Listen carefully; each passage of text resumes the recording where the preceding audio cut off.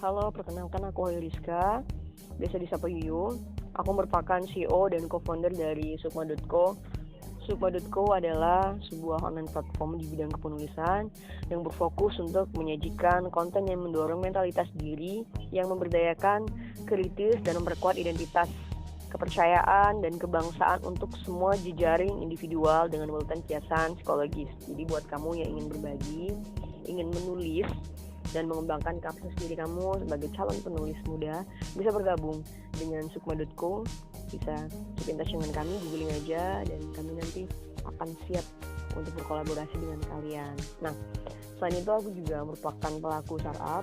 Aku sebagai hustler dalam sebuah tim bernama Batavia Hektal, dan salah satu produk startup kami bernama tokoandalan.com yang berfokus di bidang e-commerce dengan produk berupa tas.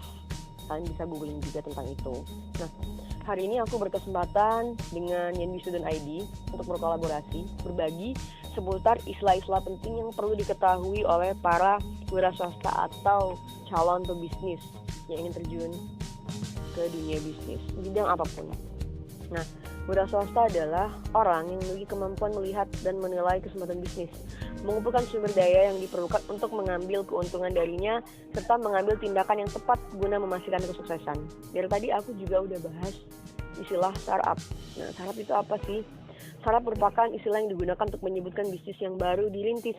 Startup juga bisa diartikan sebagai perusahaan baru yang belum lama beroperasi dan umumnya menggunakan teknologi sebagai upaya untuk memperluas dan juga mengembangkan bisnis mereka. Dan startup tokoandalan.com ini juga belum lama berdiri, kurang lebih baru 1 tahunan.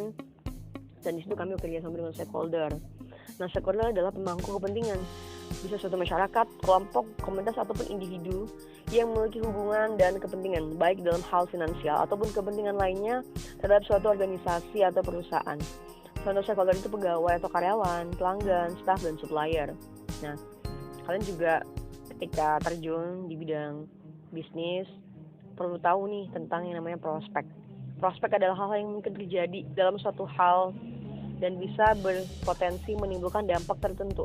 Prospek bisnis ini penting diketahui karena kalian bisa memahami kira-kira keuntungan besar apa yang dapat terjadi dalam prosesnya berjalan bisnis kalian.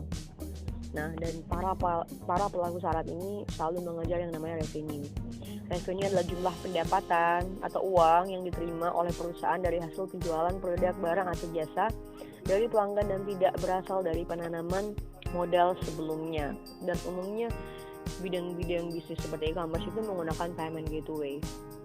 Payment gateway adalah suatu sistem pembayaran yang biasanya digunakan untuk transaksi secara online tanpa harus membuat rekening. Jadi kalau misalnya kalian belanja di tokoandalan.com atau mungkin belanja di Bukalapak, kemudian Shopee, itu nanti kalian bakal pakai payment gateway, guys. Dan ada pula yang disebut dengan point of sales atau POS. POS ini dalam dunia bisnis diartikan sebagai tempat kasir dengan mesin kasir. Jadi titik penjualan di mana transaksi dapat dikatakan selesai atau pembeli telah melakukan pembayaran atas barang atau jasa yang sudah diterima.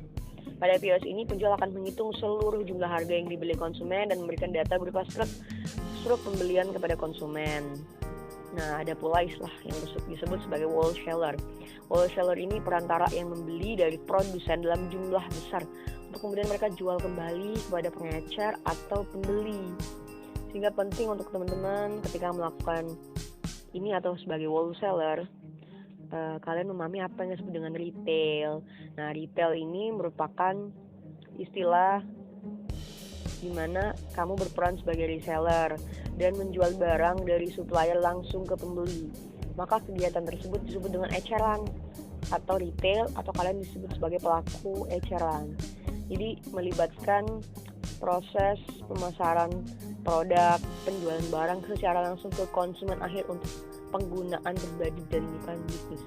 Nah, dimana kalian sebagai si penjual barang tersebut. Nah, itulah beberapa poin-poin penting yang perlu teman-teman ketahui, dan semoga dengan pemahaman terkait istilah ini teman-teman bisa lebih mantap lagi dalam menjalankan bisnis. Selamat berjuang dengan bisnis kalian masing-masing. Semoga sukses. Keep in touch dengan aku. Salam sukses.